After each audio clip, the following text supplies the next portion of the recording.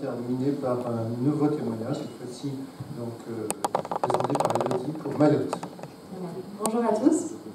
Donc, moi je vais vous présenter le système d'épidémiosurveillance animale de Mayotte, le SESAM. Donc, pour replacer les choses un peu dans leur contexte, comme vous le savez, Mayotte c'est une petite île située au cœur du canal du Mozambique. Et donc ce qui se passe, c'est qu'il y a beaucoup d'échanges de bétail entre les différentes îles, donc les Comores, Madagascar, et avec l'Afrique, ce qui impose une épidémiosurveillance et vigilance concernant les maladies animales pour préserver la santé de nos troupeaux, mais aussi la santé humaine pour toutes les maladies qui sont transmissibles à l'homme. Donc, dans le cadre de RITA, de ce système d'épidémiosurveillance a été mis en place par une coopérative locale, la COPADEM, en partenariat avec les structures locales et avec un appui fort du CIRAD. Donc ça a consisté en un suivi d'une cinquantaine d'élevages bovins pour faire un inventaire exhaustif des maladies présentes à Mayotte, pour faire un suivi des cas cliniques, identifier les principales causes de mortalité et puis faire un suivi un peu plus spécifique sur une des maladies d'importance économique et sanitaire à Mayotte, qui est la fièvre de la vallée du Rift. Il y a également eu des enquêtes ponctuelles, notamment sur moutons et sur volailles. Et puis 2 stages en plus de ça. Et puis à partir de 2014, on a eu la mise en place de l'épidémiologie participative. Donc ça consiste à se baser sur les éleveurs pour qu'il y ait une remontée de l'information concernant la santé animale. Pour ça, il y a mise en place de groupes d'éleveurs dans chaque commune de Mayotte, avec la nomination d'un éleveur délégué qui va faire le relais entre la coopérative qui s'occupe de ça, entre le SESAM en fait, et les éleveurs de la commune. Voilà. Donc on va vous passer un petit film qui illustre bien ce SESAM. C'est Monsieur Molimou. Bonjour, ça va bien.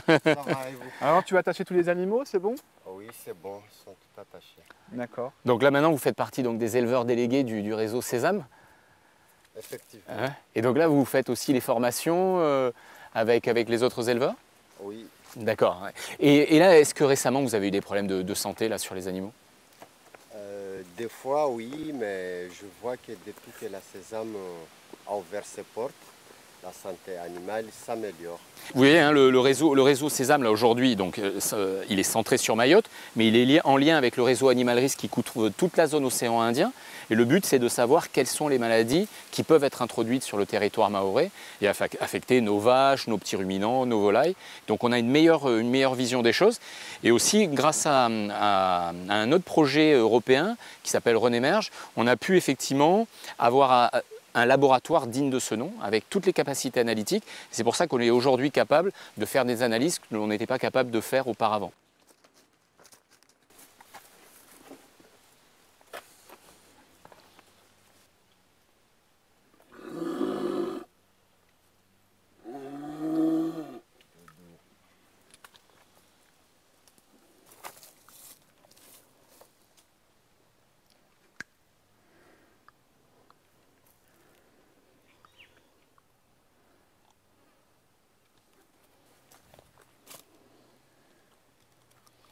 Et voilà, c'est bon. Dans le cadre du réseau SESAM, le système d'épidémiosurveillance animale à Mayotte, en fait, on a créé cette structure de surveillance dès 2008 pour un peu mieux cerner les maladies qui existaient sur le territoire mahorais. Le travail du SESAM se fait en lien avec le réseau Animal Risk, qui est un réseau à l'échelle de l'océan Indien. Et le but, c'est de savoir tout ce qui se passe dans toute cette zone, de façon à mieux contrôler l'émergence de nouvelles pathologies. Et aujourd'hui, dans toute la zone océan Indien, nous avons des investigations particulières pour mieux cerner l'épidémiologie de certaines maladies, comme la fièvre de la vallée du Rift, qui est une fièvre hémorragique virale qui peut toucher l'homme.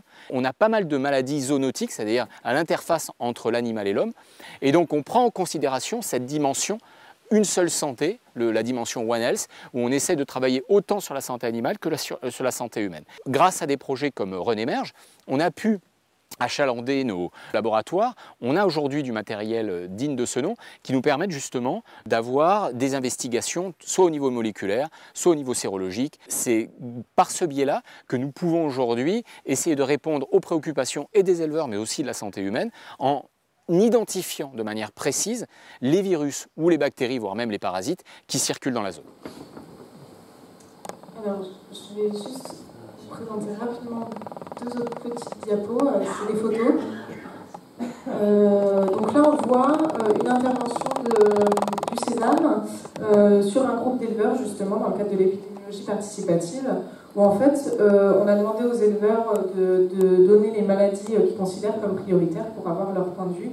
Et on a utilisé pour ça des dessins pour s'affranchir de la barrière de la langue et puis de la barrière un petit peu scientifique. Voilà. Et puis durant ces interventions... Ah oui, donc je voulais vous présenter aussi des petites photos des journées de l'élevage qui sont organisées par le RITA annuellement, qui sont à destination des éleveurs et donc qui servent pour effectuer le transfert de tous les résultats du RITA, que ce soit en santé animale via le Sésame ou tout autre résultat du RITA dans le domaine animal. Voilà. Merci Elodie, et merci pour ces 5 témoignages. D'ailleurs, je vous propose de les applaudir parce que...